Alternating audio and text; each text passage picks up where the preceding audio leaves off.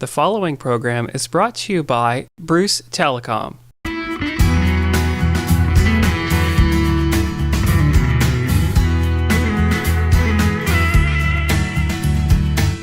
Okay, good evening, everybody. I'd like to call to order this Committee of the Whole meeting. Welcome, everybody. Good to see so many friendly faces out in the council chambers this evening.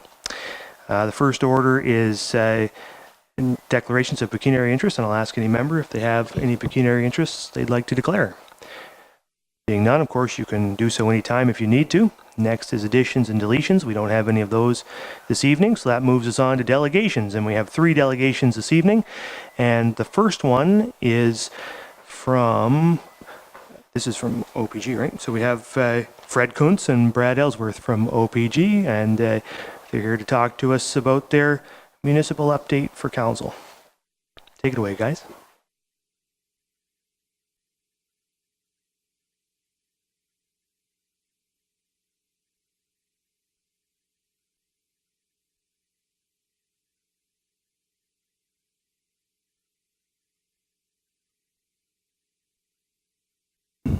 Are we on now? Okay, so thank you for having us here. I'm Fred Kuntz and this is Brad Ellsworth. And I'll just advance a slide to explain our brief agenda. We'll update you on operations at the OPG waste facility at the Bruce site, as well as our DGR project. A few notes about OPG as a company and what we're doing to support community groups here at home. And the first slide, I'll turn that one over to Brad. Thank you. So this is a picture of the an aerial view of the Western Waste Management Facility. This is where we process and store all the low and intermediate level waste from all 3 of OPG's own nuclear stations. So that includes Pickering, Darlington, and the Bruce site.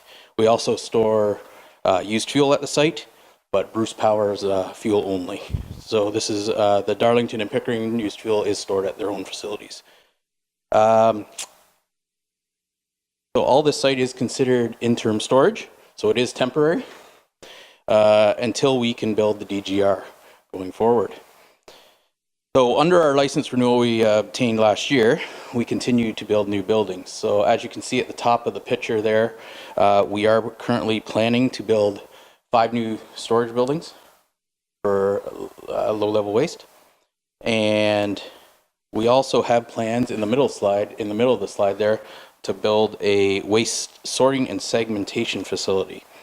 This is used to support our efforts to reduce our footprint going forward. And we do that by reducing the volume of the waste we already have in storage. This includes items that can be easily removed, recycled, possibly free released, such as tools or valuable metals like copper. The new sorting building will give us the room we need to actually start doing that at the facility and continue on with some of the work we have been doing already. Ongoing projects at the facility also include upgrades to our incinerator, which we use to reduce the volume of low-level waste. Items like packaging, paper, PPE, the folks use at the site, we reduce, and we can get up to almost 80% reduction on that stuff, items. Also, with our license approval at the bottom of the slide, you can see we plan to build up to 4 more spent fuel buildings to store the spent fuel into, 2 in the near future, and then 2 at a later date when we require them. Thanks. Great, thank you. Moving on to the DGR project, you're all quite familiar with this one, I think, given that it's been in the works for close to 15 years. Last year, the federal minister asked OPG for more information about how the DGR would affect Saugeen Ojibwe Nation, the physical and cultural heritage of San, as we say, in their territory. So OPG committed in 2013 not to build the DGR without San support, and so we're now meeting with San quite regularly to work toward what we hope will be an agreement with them, and we believe that process is proceeding very well. This year, OPG renewed the 2004 DGR hosting agreement with Kincardine. That agreement also benefits the 4 adjacent municipalities, including Saugeen Shores. And in that amending agreement ratified last February, half the monies that were put in trust in recent years were released to the 5 municipalities, and the annual payments resume in December, so very shortly, at the 50% level until the project is either approved or not. That amending agreement also called for the formation of a working group between OPG and Kincardine to explore the concept of a Centre for Energy Excellence. So that concept is mentioned in the original agreement, but not really defined. So we're working on drafting the proposed terms of reference for that group and hope to have more information about that very soon. A few highlights about OPG as a whole. The Darlington refurbishment, which is the largest infrastructure project in Canada at $12.8 billion, continues. Right now, Unit 2 is being rebuilt. That's the first of the units that we're refurbishing there. We've removed the old components, and we're starting to reassemble that reactor now with new stuff. And that goes on till the end of 2019, when we'll start on Unit 3. And OPG supported this spring Bruce Power in its application for license renewal, including its refurbishment, and we look forward to hearing the news on that license application very soon. Meanwhile, we're collaborating with Bruce Power on planning for their refurbishment, sharing lessons that we've learned from our project at Darlington, working very closely with them to also help plan for their waste volumes from their refurbishment, including their old reactor components. We're pleased to have the license renewed for the Pickering Waste Management Facility this year, and also to have the license renewed for the generating station. And there's a picture of Premier Ford, who came out shortly after the June election in his first week. He came to sort of state his support for that Pickering license renewal. And that allows us to operate the plant to 2024 when it'll be shut down, and the remaining 4 years of that license will be to put it into a safe storage state. Also, you may have read in the news recently that OPG is acquiring 100% of Eagle Creek. That's a small hydropower company in the U.S. Now, of course, we run a lot of hydro facilities here in Ontario, too. We have 66 of them, some big like Niagara, but many of them quite small. And so we're very experienced in this area. That doesn't affect Ontario customers in any way, but it means that the earnings from that company will now flow into Ontario, and therefore, and you are all the shareholders in OPG, so those earnings come back to you. We're also working with BWX Technologies to produce Moly 99. That's another type of isotope. You've read before about the reactors around here producing cobalt 60. This is a different isotope, very valuable in certain diagnostic treatments. And we're supporting the electrification of transportation across Ontario. So now that we don't burn coal anymore in Ontario to produce electricity, the next big sector that produces greenhouse gases is transportation. It's a third of the output of greenhouse gases in the province. And so we're helping to think about what would the electrification of transport look like, what would it mean for the grid, and the more kilowatt hours that you sell for this, actually rates could go down for everybody because you'd be amortizing the cost of the system across more kilowatt hours. And as a more than a symbolic gesture, I guess, but we're buying some hybrids at the waste facility here at the Bruce site to replace some of our older fleet vehicles. Our staff drive around in these to our various sites, and we're using Mitsubishi Outlanders, which can be both gas and electric. And finally, just about a word about our ongoing community sponsorships. We do support close to 100 initiatives in Bruce County every year, everything from the museum here in Saugeen Shores to things like Pumpkin Fest, but too many to really put on one slide. It's a program that's open to applications, so people who are interested in having community support from OPG can apply to Linda Kane, who's many of you would know her, but also her email address is on our website. That's our presentation. Any questions? Thank you, Fred and Brad. I guess we'll open it up to questions from members of the committee. Councillor Grace. Thank you, Mr. Deputy Mayor. So last week I was at a presentation at the Men's Probus Club, and Frank Saunders was speaking. And he was doing a presentation on the future of nuclear. And somebody in the audience asked him, not me, if what he saw as the future for recycling. Particularly, the person was talking about high-level waste or used fuel, and he said his answer was that he believed that this would be developed in Canada as soon as the industry thought it was profitable enough to do it. So my question is OPG, I see, your presentation tonight talking about recycling certain materials. Is that something you're looking at? Very much so. We're very interested in innovation. OBG wants to be at the cutting edge of what's happening in energy production so we can be sustainable and have a good future and keep jobs in Ontario. Small modular reactors, many people believe that's the future of nuclear production because some of these, they're so small, some of them can fit on a truck actually, and then you could produce power close to where it's needed, even in remote communities, in Nunavut, in places like the oil sands in Alberta, and in the Ring of Fire in Northern Ontario. So a lot of people are exploring that right now. It's not clear that small modular reactors kind to be adopted in Canada because it hasn't been defined yet. There's lots of different technologies out there. It's not clear to what extent they would be able to reuse the uranium that comes out of CANDU reactors. There are advanced CANDU reactors being looked at, like in China, the CANDU 6, that can reuse some of the current spent fuel. But there's such a large inventory of spent fuel. I mean, it's relatively small in volume compared to other kinds of waste, but you would need 30 full-sized advanced CANDU 6 reactors to use up all the spent fuel in Canada, and even then there would be a residue. So you still need a lasting solution for the spent fuel, a final repository, a permanent storage facility, regardless of to what extent you can use it. But we're very actively looking at that, very actively. Thank you.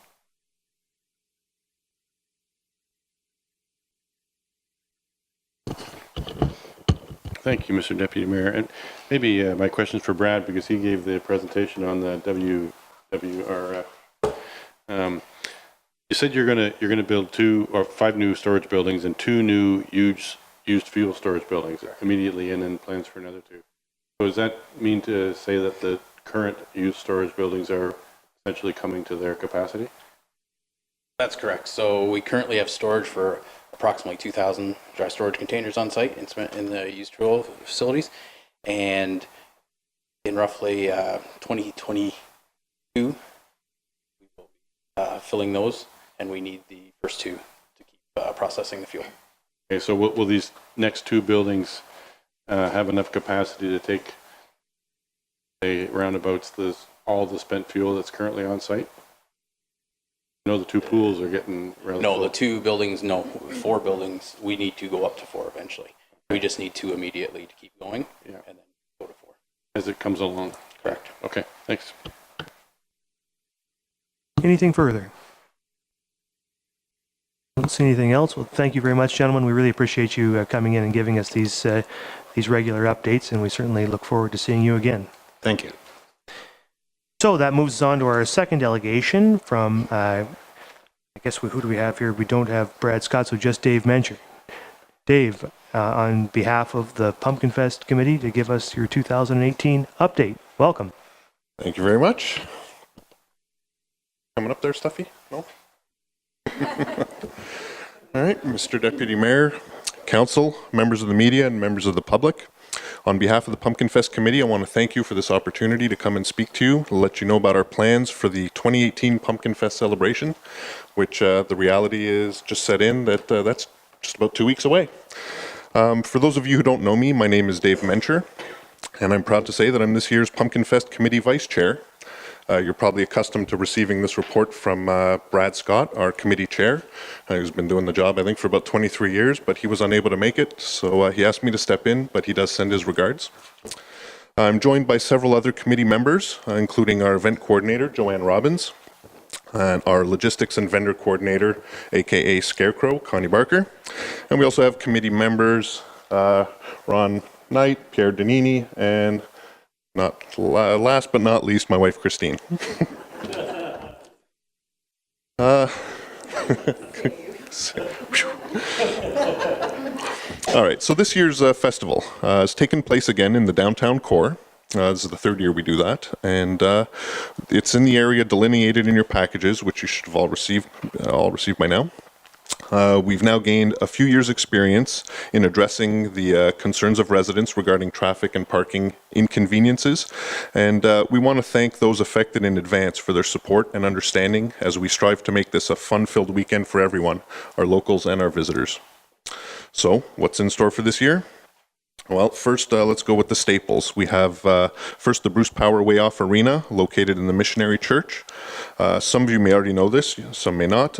We are members of the GVGO, that's the Giant Vegetable Growers of Ontario. And there's also the GBC, the Giant Pumpkin Commonwealth.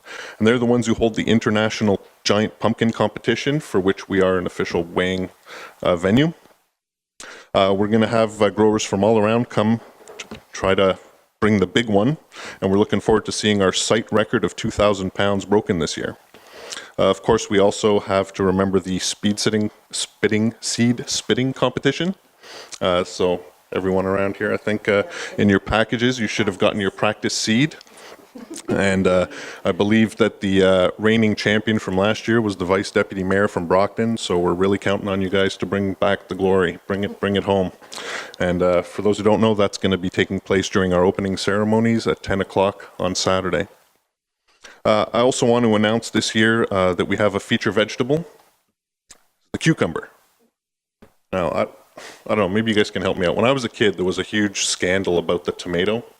We were told that it was a fruit because it had its seeds on the inside.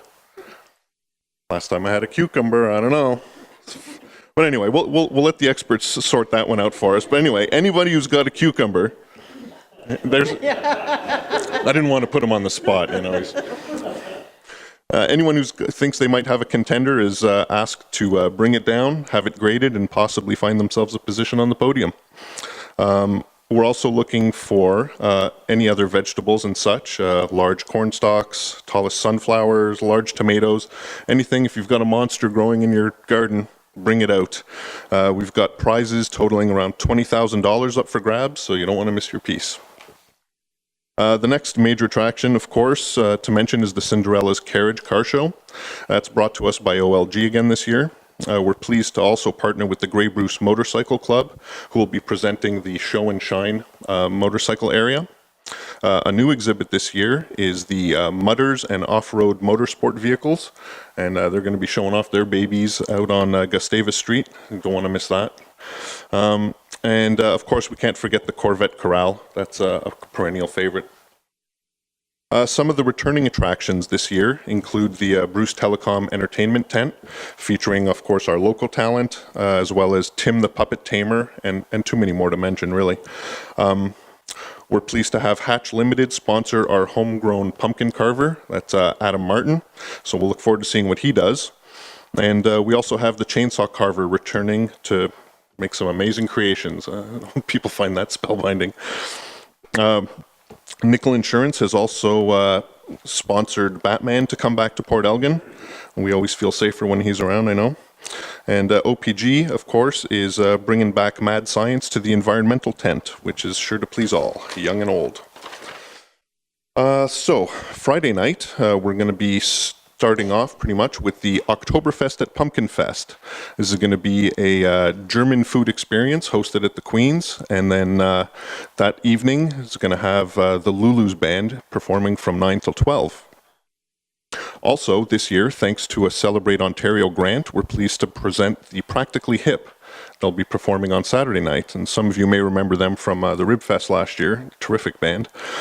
Tickets are selling quickly, and they are available online this year, so we do anticipate a sold-out show, so be sure to get your tickets quickly.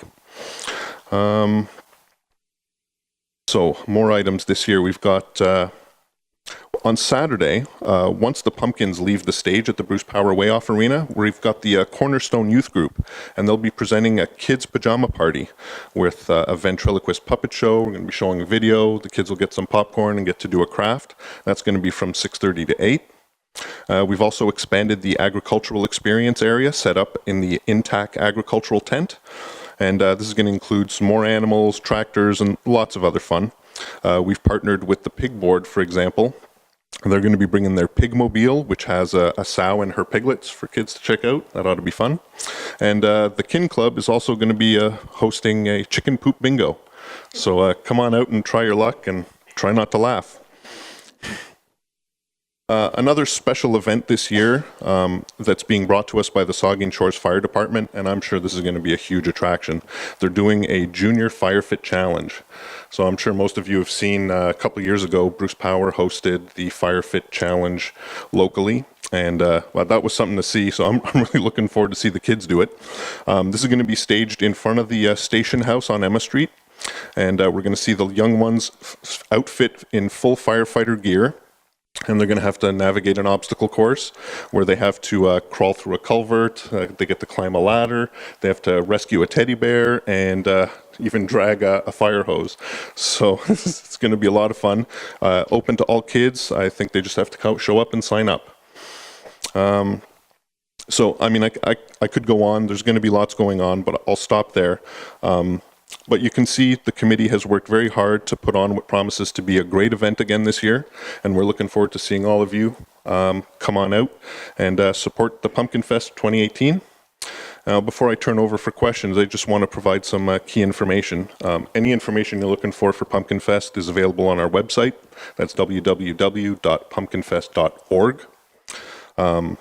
We have wristbands that are on sale now for the event. They're available at Kathy's Flowers, Ralph's Highway Shopette, and in Southampton, the Southampton Olive Oil Company. And should also mention that volunteer sign-up sheets are available at the Port Elgin Fire Hall and at the town office. And this year, again, new, available on the website as well. So that's, again, pumpkinfest.org/volunteers. Final note, quickly, just want to thank the municipality of Saugeen Shores. They are listed as a giant sponsor for the event, and that's for all the wonderful support we get for the Pumpkin Fest and for the committee. Each of the municipal departments plays an important role in our success, and we really couldn't do it without their help. We really appreciate the willingness of the municipal staff to help us with all our requests, even those pesky ones at the last minute. We also want to mention that a festival like this requires a lot of work from many groups. This takes service clubs, non-for-profits, businesses, and individual contributors. And it's with the help of the whole community that we're able to put on such a large, popular event year after year. And so to all, we want to say thank you. So that's it. Thank you for your time. And my scarecrow would be pleased to answer any questions. Thank you very much, Dave and Connie. We'll open up for questions, and the first one from Councillor Mike Myatt. Thank you, Mr. Mayor, or Acting Mayor, I should say. Well, Mr. Mayor, incoming Mayor. See, I wasn't sure either. Get a handle on that one. Thanks very much for your presentation, Dave. You did a great job with your presentation this evening. I think it's a good opportunity to say thank you to the entire Pumpkin Fest committee for the extraordinary amount of work that you people put into this event. It's really a fascinating event. 30,000 people converge into our community and come into our community and spend lots of money. And I see $2.4 million in local economic impact to benefit our business and not-for-profit. And I think that's a 2017 report.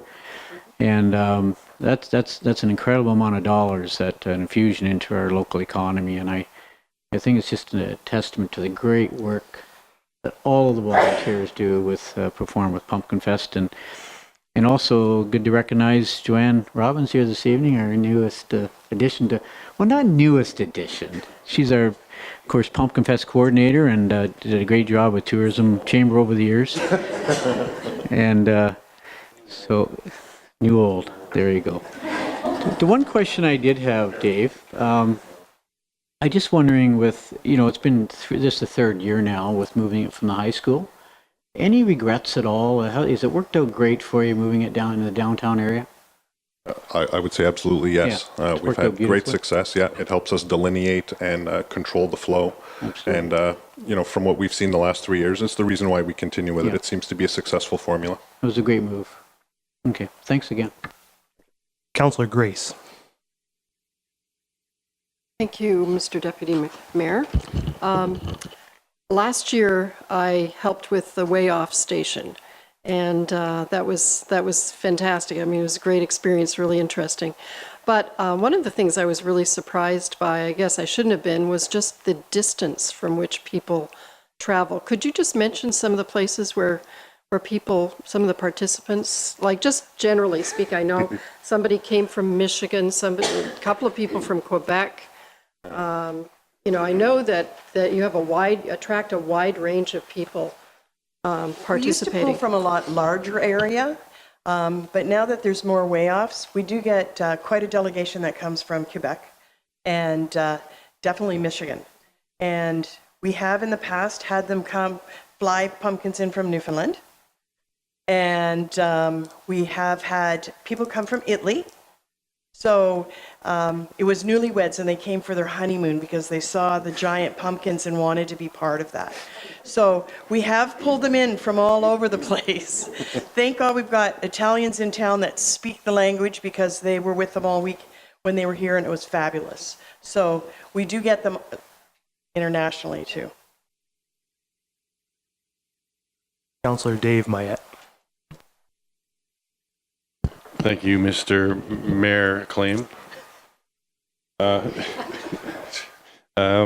just echo the comments from the other councillors. It's a great event, and I too have been a participant. I bring my car down every year, and I look forward to doing that again this year, providing it's fixed on time. But anyways, one of the things you were going through the long list of attractions, and I know you said it's too many to mention, but one of the things that I think I missed last year that was a real favorite, and I know myself and Ian Bodie, the mayor of Owen Sound, really a couple of years in a row had a good time going through, was the Shoreline Artists, and I particularly enjoyed their display, which was in the old arena off to the side there, and it also, not only is it a great display, but it brings the Southampton Art School and gets Southampton involved in a roundabout way as well. Exactly. Well, the Shoreline Artists will be with us again. Oh, good. They're not going to be on site. They are actually setting up in the Rotary Hall, and they will be Pumpkin Fest weekend. And if anybody interested in going to it, the shuttles are stopping here at the Plex, so they'll be able to grab a shuttle and come on and see the Shoreline Artists.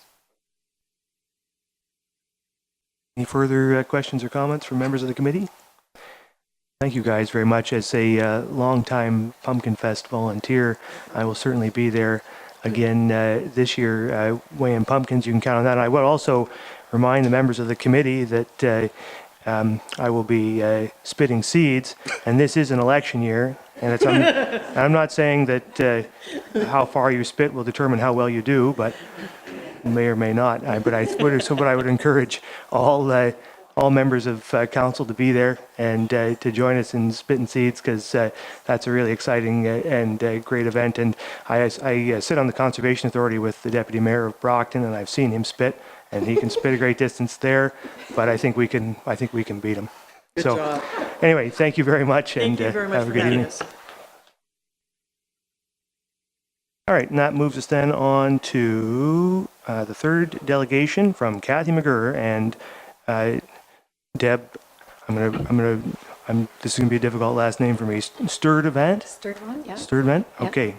And Maria Canton, all three of whom are museum staff, and they're here to talk to us about the archive expansion. Okay. Kathy.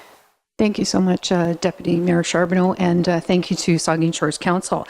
So before I get started, I do want to introduce Marie Canton is our Development Officer, and Deb Sturdivant is our Archivist, and each one of them will be having a couple of slides through this presentation as well. So again, it's my pleasure to come forward to Council tonight to give a bit of a status of where we're currently at with our plans for the Archive and Community Wing expansion. And I think I'll just move that forward there.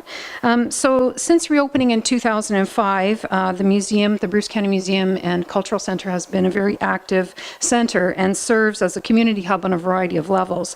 And you can see from the numbers on the slide in front of you just how active the museum is on an annual basis. So since reopening in 2005, approximately 305,000 visitors, over 1,800 researchers annually, 5,000 volunteer hours logged. So again, school groups, community groups, members, you can see that we are a very active centre for the community and for the county.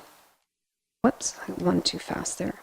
So our growth through the years, you can see, 63 years later, the museum has remained a strong presence in the county and has also been recognized at a provincial level as well.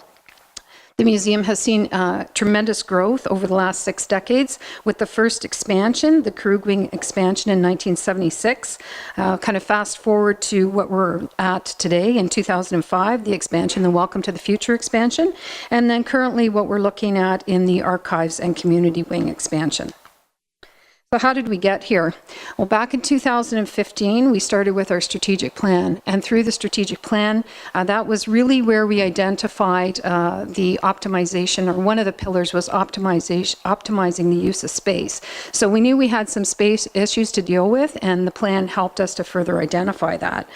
Moving forward in 2016, we commissioned this study, the accommodation study, and that was where we further identified that we would be to capacity in the archival storage by approximately 2020 and collection storage by 2022. In 2017, we commissioned a feasibility study, which again talked about our lack of space, but also the critical lack of community space. So as you can imagine, when we reopened in 2005, the building was being used one way, and then as it continued to grow and service more community members, the museum was changing, the programming and exhibits were changing. In 2017, we also further commissioned a study, a financial feasibility study, and this is where we really started honing down further on the need as well as the cost and the approximate expansion for the museum. In 2018, the museum used reserve funds to purchase the property south of the property for future expansion use, and County Council committed $2 million towards the future expansion project. And so again, in 2018, 2019, we're looking at starting our fundraising goals. This is a preliminary set of drawings. Again, I remind you that it is preliminary. It's kind of conceptual at this point, but we're looking at how we would see the archives and community expansion. Most importantly is the storage area for our expected growth in the archives, as well as a much needed larger research area, community space area, classroom space, and also more space for project space. So we don't have a lot of space currently to work on specific projects as they come to us. And in fact, we are using some space offsite to do that work at this point. In the plan as well, along with the new building, what we looked at was how we could repurpose the space on the current footprint in 33 Victoria. So if you see the kind of diagram to the left, which is the 1878 schoolhouse, once the archives is moved into a new location, we would be repurposing the space that we currently are in. So as an example, the upstairs storage for archives would be repurposed for small collection storage, because again, we're going to be reaching capacity in our collections, our 3D collection. The research room would be repurposed into administrative office space. Our administrative office space, which is on the lower level, would then move upstairs to take on that space. And then our that administrative space downstairs would turn into what we're terming our youth discovery area. And then the youth discovery, or the kids room that we use right now, which is a very small room just adjacent to the kitchen, would turn into some much needed storage space for us for facility rental purposes. So along with the expansion, we would also be doing renovation in the existing footprint. And I'm going to turn it over to Deb Sturdivant to discuss the archives portion. So to highlight the archives, I would just start by saying that anyone with an interest in the past, whether it's delving into local history, tracing your family roots, or probing decisions and events, may find information in our archives. On the screen there, you can see the Saugeen Shores Isle. So all those records stored there are Saugeen Shores government records, primarily your former municipalities, bylaws, minutes, financial records, and other items of historical value. You can see that it's almost at capacity, and that is representative of most of the aisles in the archival storage area right now. And you can see as well on the screen that we do provide space in the research room for residents and visitors to access those records. This in turn provides some relief from municipal staff from handling those queries related to the historical records. We have had individuals accessing those for a variety of purposes, including genealogical research, researching buildings and property history, gaining information for tax capital gains purposes, as well as just reviewing former minutes, delving into decisions or discussions had by pre-amalgamation council. One thing that we're doing to try to generate a greater awareness of what's in the archives is building up our online collection site. So right now on our online collection site, there are about 1,500 images of Saugeen Shores, postcards, photographs, and images of other items. And in next year's plan is the project to start listing out some of the government records that are held there as well. So people will be able to look online and see exactly what assessment rules, minutes, and bylaws are housed here, so they know what they can see when they come to visit the archives. So in short, and if you're visiting the online collections, please remember it's just a small percentage of what is actually in our storage area. Staff and volunteers are adding to it continually. So in summary, the planned facility will enable the archives to continue to accept municipal records, care for them, make them accessible to the public, and in addition, continue to accept donations from the community in order to ensure that the legacy of our communities and the people involved in their development is preserved. And now I'll pass it to Maria.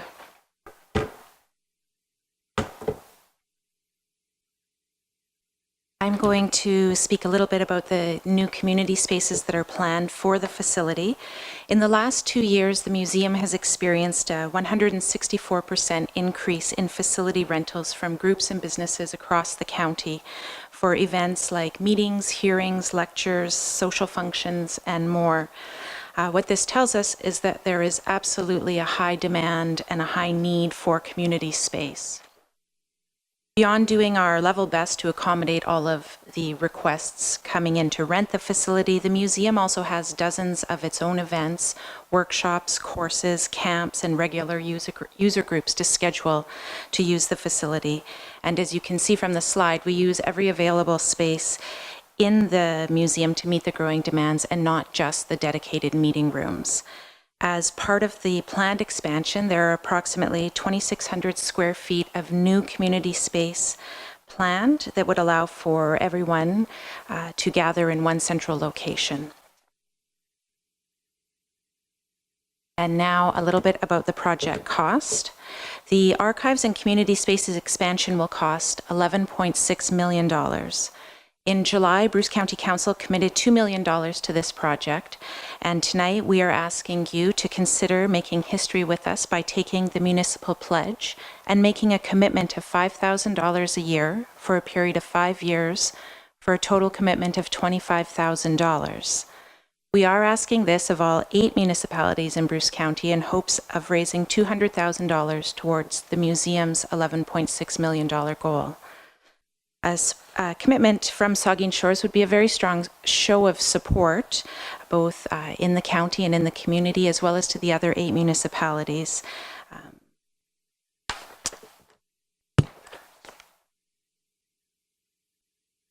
Okay, and the benefits for joining us in this expansion project. For financial commitment from the municipality, there are many benefits. There would be guaranteed space for the transfer of vital municipal records, new storage and easier access to small collection objects. As part of the pledge, there would be complimentary meeting space available to the municipality. So for example, if you were planning retreat or you'd like to conduct some business off-site, the museum would be available to you. We would also extend resident partner days, so up to 2 free admission days for residents for the duration of the pledge. And we would also have larger dedicated space for school groups and youth. And again, in closing, I'd like to ask that Council consider pledging a total of $25,000 to help the museum reach its goal. Thank you, and if anyone has any questions, we can take those. All right, thanks very much, Kathy, Deb, and Maria, and we'll open it up to questions from committee members. We'll start with the Vice Deputy Mayor. Thank you, Deputy Mayor Charbonneau. I just wanted to express on behalf of the Heritage Committee, Councillor Manoj and I sit on the Heritage Committee, how much support you give us in doing what we do. Deb and Sue are incredible with helping us research property plaques, interpretive storyboards. You've been unbelievable with our military banner program too. And so all of that help is very much appreciated. I did want to comment on three other things though. The kids' space expansion, definitely needed. As Kathy knows, I'm there a lot with some kids, and your summer camps filled up instantly. And you know, there needs to be a dedicated space where you can have that stuff that is always there, sort of have its own home instead of you having to move it all around. Lego Fridays are amazing. You know, kind of interesting to imagine a space where that can be a permanent kind of exhibit space or permanent kind of programming space. I did want to comment too on your expressions of extending community space. The train exhibit that you opened this summer, what an amazing representation of community involvement. Those guys, I think it was all guys who built the models and who were in there. One woman? Some women. I know of at least. Okay, some women. Many spouses. Many spouses. They, you know, they're in there almost every day tinkering with stuff, and they're very willing to talk about things. And that piece captures train history in the whole county. It's phenomenal.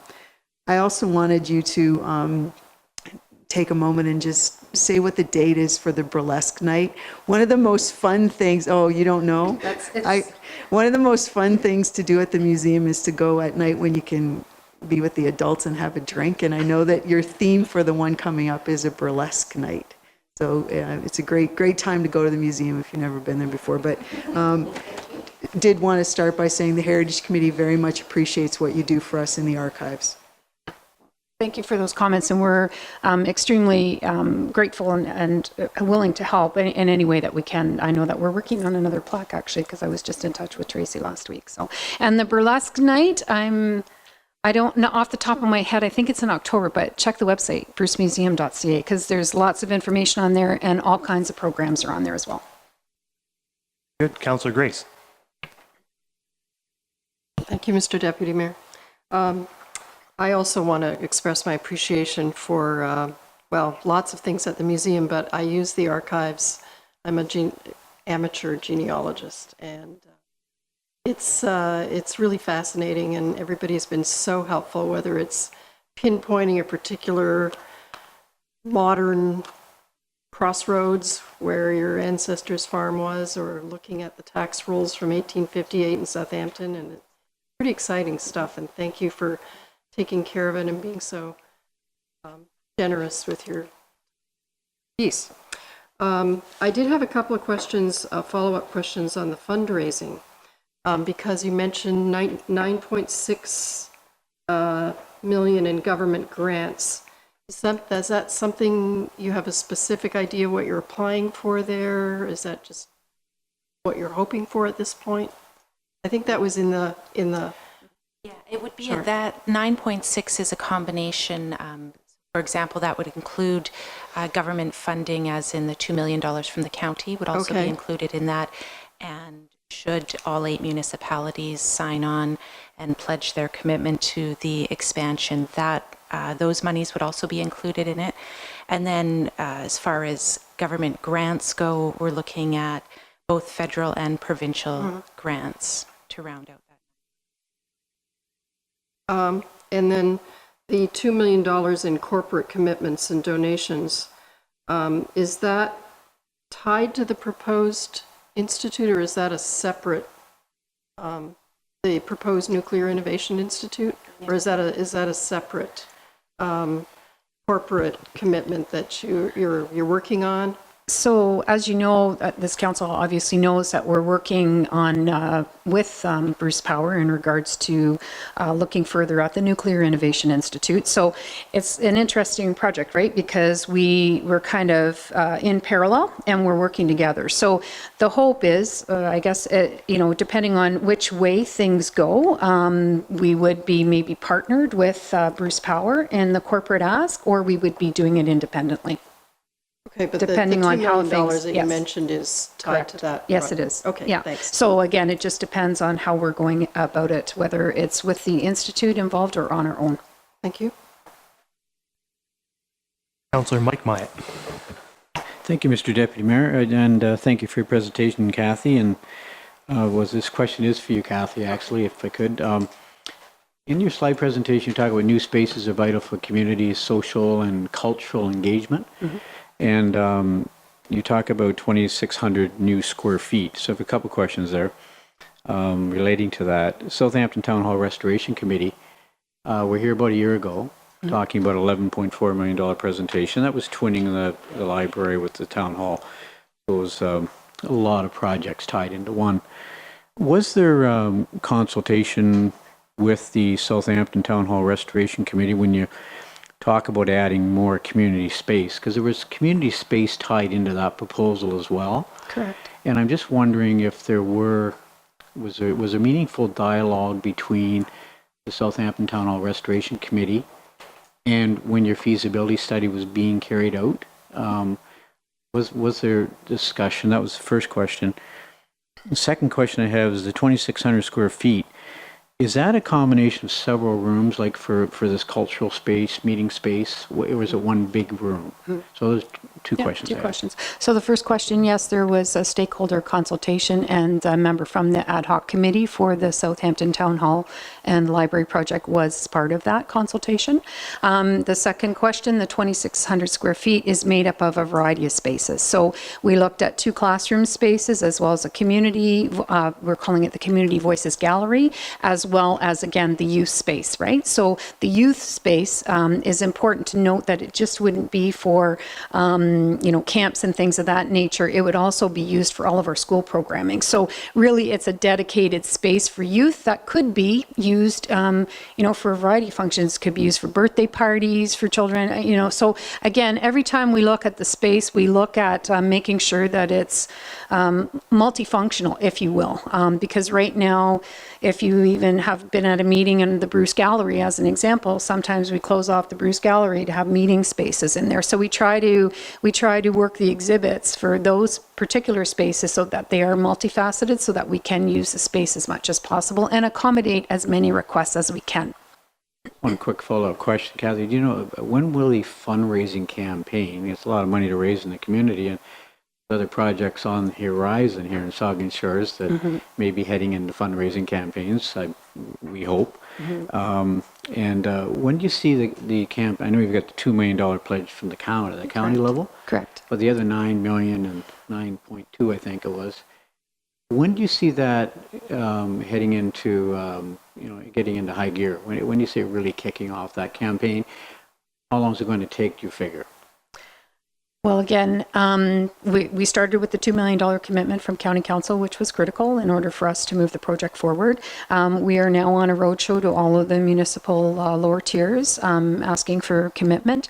So we're kind of in the soft stages, if you will. Maria obviously has been hired this past year as part of our strategic plan initiative as the development officer to look at this project as well as other revenue streams for the museum, because it's important that we have a diversified portfolio moving forward. So right now we're in the kind of the soft stages, if you will. Moving forward, I would say we're at least a year out, maybe less than a year, depends on how successful we are. But we still need to do taking a look at all the government grants and the foundations as well. Okay. Any further questions or comments? Councillor Dave Mayette. Thank you, Mr. Deputy Mayor. Exciting project, it really is, and I was glad that Councillor Grace brought up the working in conjunction with the Nuclear Innovation Institute, and also that you've conducted public consultations and public meetings, and during that process, did the notion come up that due to the, as you mentioned, increase in activities and the large number of groups, increase in number of groups that are using your facility, and obviously with an expansion, there's going to be more groups using your facility. Did the notion come up in part of those consultations that that this was going to pose some sort of hazard to bikers, hikers, walkers, children in the area, and some peril going to be imposed upon those people by the building of this new expansion? Not to my knowledge, no. That's good. I'm glad to hear that. Okay. Thanks. Okay. Well, thank you guys very much for coming in this evening. as has been pointed out many times here, the museum is an extremely important facility for across Bruce County, for every municipality in Bruce County, but probably it's no more important for any community than this one. I mean, it's, you know, how many meetings do you go to a year at the Bruce County Museum, you know, connected to Saugeen Shores activities, right? I mean, it's a real cultural hub in our community. So it's a critical facility, and we appreciate everything you do there. There is a specific ask in this delegation for this $25,000 over 5 years. Excuse me. So what I would suggest, and I guess I'll just look to my colleagues for consent, is that we direct staff to put this into the draft 2019 budget for council to consider at that time. Is that agreeable? So that's what we'll do. Council will consider this as part of its next year's budget. Okay? Okay. Thank you guys very much. Thank you so much. Okay.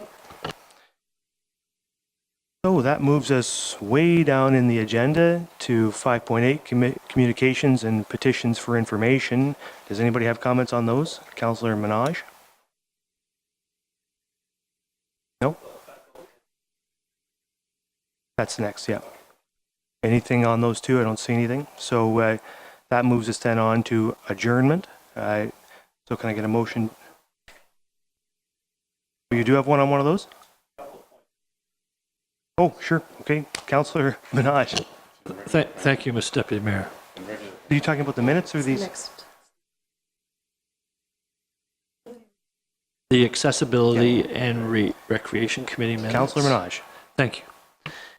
So, again, and I mentioned it before, that at a previous meeting, there are a number of asks from these two committees with regards to two major site plan agreements, and they list at length.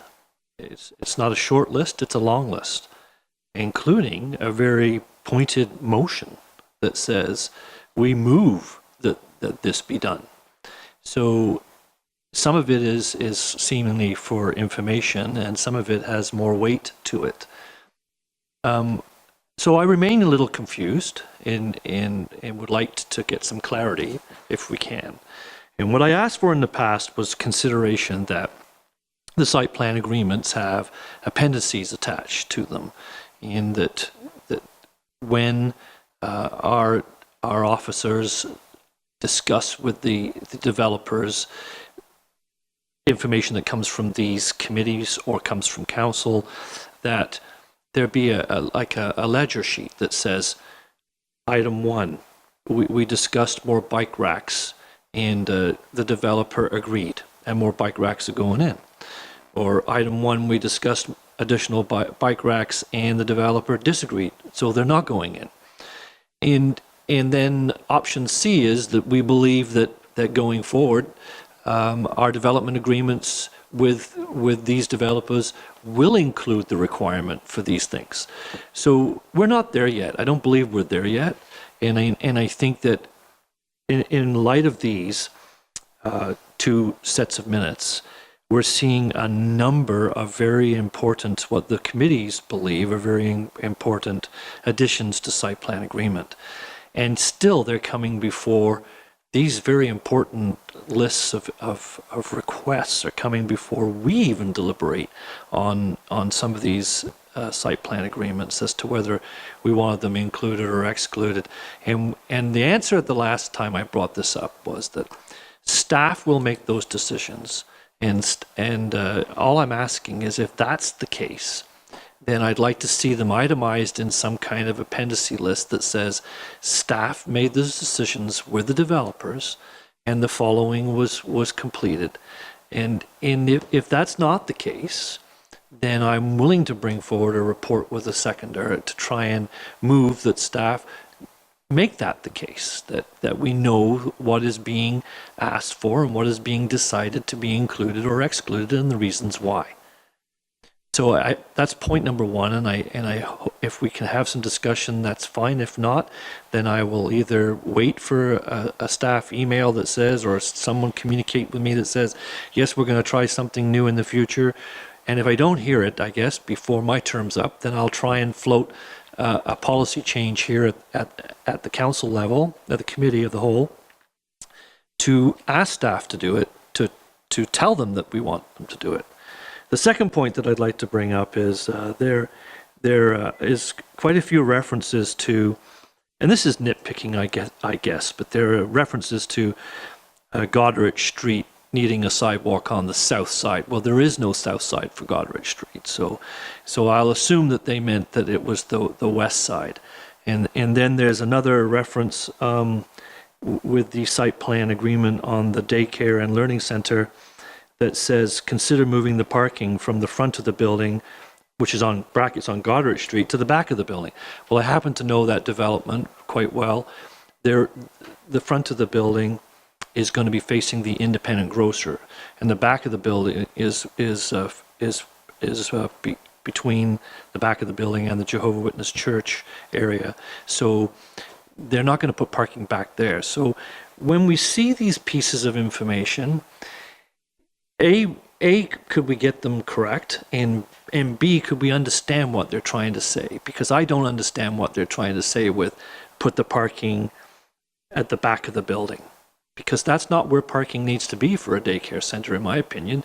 People need to drive up close to the front with the snowstorms and rainstorms and everything else, and mothers with babies need to, in particular mothers with babies and possibly fathers with babies, need to be close to the entranceway. So parking lots need to be, for this kind of building, the parking lot needs to be in the front, not the back. So I'm in disagreement with these minutes, and I'm asking for more substance and more understanding of process. Thank you. Vice Deputy Mayor. Thank you. Just as a comment, and certainly, the minutes, you're right about the south side. That's probably just a typographical error here. We actually saw a site plan at the Recreation and Active Transportation Committee that had some other stuff on it. So some of the comments about parking sort of were related to a number of buildings and how they would work together. And there were some issues with parking fairly close to the daycare building specifically that had to do with the safety of fire equipment being able to get through there in the need of an emergency or even an ambulance. So you're right, the minutes don't reflect the entire conversation, but it was, the site plan was for the whole block. And so there were conversations just looking at how it all fit together. But I believe that the comments about parking near the building were very much related to safety and security issues. And it was just a flag to make sure that, somebody else who perhaps knew a little bit more about that than we did, made a reference to the fact that, to make sure that there was room there for a fire truck to get in and out and that sort of thing. So your comments are well put, though. There are a number of times when site plan conversations just get lost in the shuffle. So I certainly see some merit to the idea of a bit of a checklist, that goes along with all of the committees looking at things. And not every site plan, I don't think, is actually making its way to the council table now. So there's a number of things like, the other, at the last Recreation and Active Transportation Committee, we saw 2 other site plans. And one of them was a residential development that didn't have any big trees in it. And that was kind of disturbing because it's a residential development. So I think, what Councillor Manoj is asking about is something worth discussion, and just to make sure that some of the things that the Accessibility Committee says, or the Recreation and Active Transportation Committee says, or any other committee that might throw something into the mix, that their comments, there appears to at least have been some consideration given to them, because that's what we asked for from the Rec Committee. Consider this. And it'd be nice to know if they actually moved on to be part of a discussion where the site plan is there in front of staff when they're dealing with the developer directly. Thank you. Well, I have Councillor Grace first to you. Or is this on the same topic, Councillor Grace? Or all right, Councillor Manoj. honestly out of respect, and I do not want to end my term on a crusty note, but I really feel, Mr. Deputy Mayor, that we're allowing something that is beyond the limits here. A recreation committee should not be discussing site plan control with fire department vehicles. Now, I get that the members of the committee might be very well knowledgeable and might have alerted to that, but it shouldn't be part of their deliberation, and not in my opinion anyway. And to that end, I'm wondering now that this whole process, it's kind of backwards. I think it's backwards. I do not believe that subcommittees should be going into detail. I think that staff should go into detail, and that staff should bring it to council. And then council, if they want, should say, you know what, there are some things here that we believe the Recreation Committee should have a look at and make that decision, because members of council would sit on the Recreation Committee.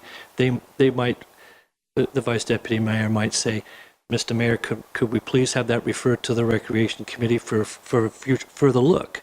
I believe the process needs to be changed, and I would like to add that to my request. Thank you. Councillor Grace.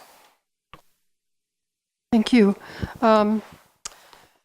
So I sit on the Accessibility Committee, and I have my whole term so far. And so our committee does have both individuals on the committee who have accessibility challenges, and also people who work closely with individuals day to day who have those kinds of challenges. And I believe that those people are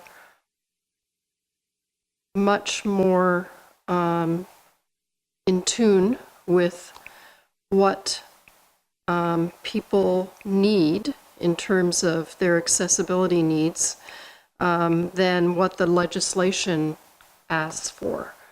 And so I think that their input on this is extremely valuable. They understand that what they're asking for, sometimes what they're suggesting, is not what is absolutely required under the law. But I believe that, I know that they spend a long time seriously considering and reviewing these site plans in the hopes that these developers will consider those suggestions, maybe not just in terms of what they should be doing from a human rights perspective, but also, you know, that it's good business to do that as well. And I think we're seeing a trend in that people are going, developers are going above and beyond because there's a demand for it. But the bottom line for me is that these perspectives are very valuable, and I don't think it hurts to review and say, you realize, you know, that everything you're asking for may not happen because it's not required under the law. But I do think it's valuable input, and I'd like to see that continue. We'll start with Councillor Mike Myatt and move to Councillor Thank you, Mr.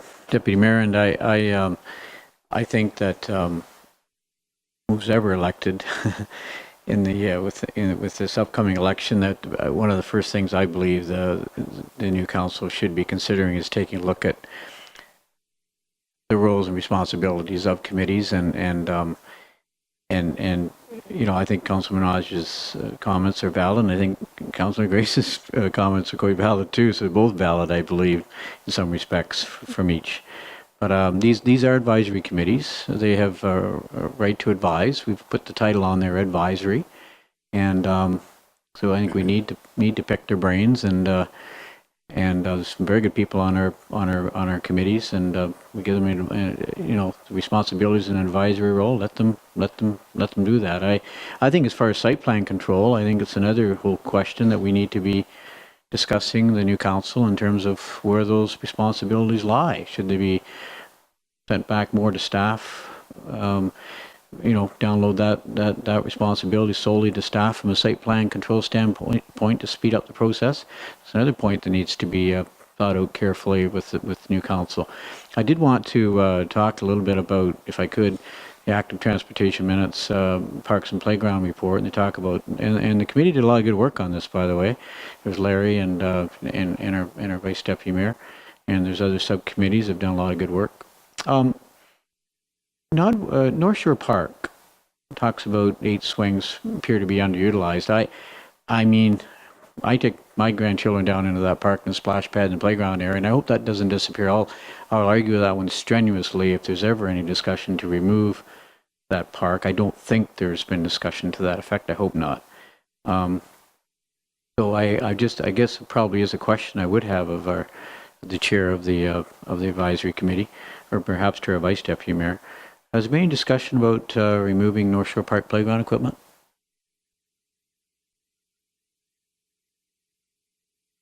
Take the vice deputy mayor.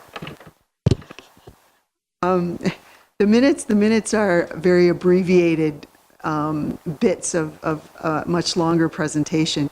Larry Van Wormer very much was about how to get some more swings into Nodwell Park. So the comment there about the 8 swings at North Shore Park, Larry was making the case that to take 2 from North Shore and put them up at Nodwell, he thought that would be a very easy fix to get a couple more swing sets up at Nodwell. So it wasn't about getting rid of anything. It was a way to do something that appeared to be low cost. So it was his interpretation of there needs to be more up at Nodwell. Well, if we can't afford to buy new ones, maybe we could just move a couple because there's 8 there, and if we put 2 up there, it'd be 6 at both places. So that's what the reference is to the swing sets. So it wasn't about getting rid of the park at all. Good news. That answers my question. Thank you. Important thing and the broader thrust that was in those minutes is an intention by the committee to review more carefully as our communities and neighborhoods grow to assess those parks and determine how much equipment we need and to make sure we maintain it and to make sure that a park that's heavily used like Nodwell Park, for example, perhaps gets more equipment as required. I think it's very important to be absolutely clear that the intention of the committee and the intention of the municipality is not to dismantle parks, but instead to improve our parks, add to them where necessary, particularly with regard to the growing population. Councillor Matheson. Thank you, Mr. Deputy Mayor. And I agree with Councillor Manoj here. It is nitpicking just a little. These are ad hoc committees which are making recommendations, as Councillor Grace had said. Our job is to do that. When the site plan comes to us, if you look at 10.1 site plan reviews proposed hotel site, we're looking at active transportation and recreation. We're moving very, very closely to being designated a bike-friendly town, and we have to make sure that all the parts that are needed for us to be designated as bike-friendly are included in that. So that's what the job of the committee is to do. We're just making recommendations. We know that we are not dictating to council. These are what we just see, that things that need to be taken in. Sidewalks need to be considered. Safe area for trails need to be considered. Big thing now is that we have space for hotels to put in bike storage, because more and more, if you were down at the Grand Fondo 2 weeks ago, 650 cyclists. Well, we can't house them all here, but those that are here, these bikes are not cheap. You look at the starting price of a high-end road bike now, it's $2,500. So we want places, they want places for these to be kept in safe storage while they're here. I was walking down the street last week and I saw a couple just loading a couple of bikes onto their back of their car, and I said, well, so where are you guys from? They're from London. He's a retired principal hosting a conference, and they had been up in Collingwood, and they were told to come to Saugeen Shores to check out our trails. They rode the trail between Southampton and Port Elgin, and they raved about it. They want to know more about that stuff. So these are just recommendations, and as Vice Deputy Mayor said, the south side is a mistake, and sometimes these aren't perused very properly. And I do remember the comment about moving it to the back. We asked if the daycare could be moved forward in order to put some parking at the back, because as Vice Deputy Mayor said, there's the safety issues of the emergency vehicles getting in and out there, and if there's so much parking there, we want to be able to put staff parking at the back and just kind of open it up a little more. So both groups work very hard to make recommendations. I know it's just that, recommendations. Council has the final say, but they do work very hard. And as Councillor Myatt said, there's a lot of very interested and informed people that are on these committees, and their input should be included. Thank you, Mr. Deputy Mayor. Thank you very much. Well, I think we've had a very comprehensive discussion on that issue. I just say that the clerk is here, and she's also at the moment the de facto and acting CAO, and so she's been listening to these comments. And I think the key thing is to take your input back to the administration, and I can tell you that at this time the administration is thinking about the structure of our committees going forward into the new year, and so I know these comments will inform those discussions that are taking place, appreciate those comments. So, if there's nothing further, then we'll take a motion to adjourn. Moved by Councillor Matheson, seconded by Councillor Mike Myatt. All in favor? We're adjourned. I guess why don't we take 10 minutes then? We'll reconvene at 10 minutes to the hour.